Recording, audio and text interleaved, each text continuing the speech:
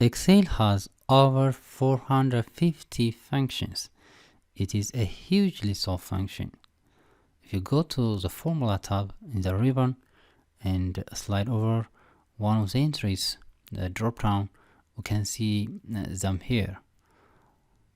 Here, there is a huge list of financial functions.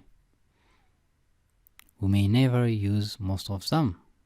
Here is a logical function here, and the next one will be the text function, and also the date and time functions, and here the lookup and reference function, and the math and trigonometric function,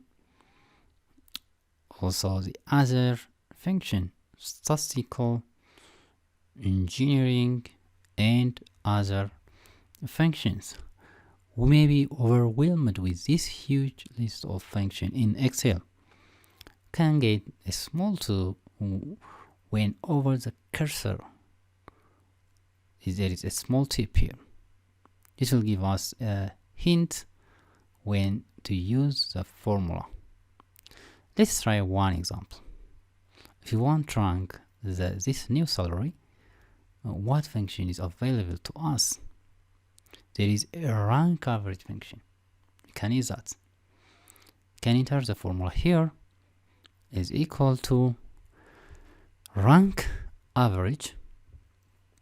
Select rank average, and we want this number to rank, and the reference will be this list, or we can select column A, C, and close brace and enter.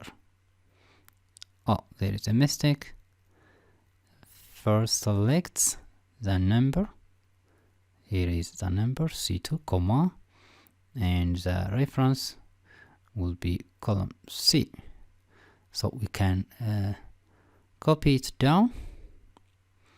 Here is number 1 in the list.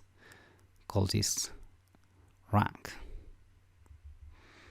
So we can explore other functions as well.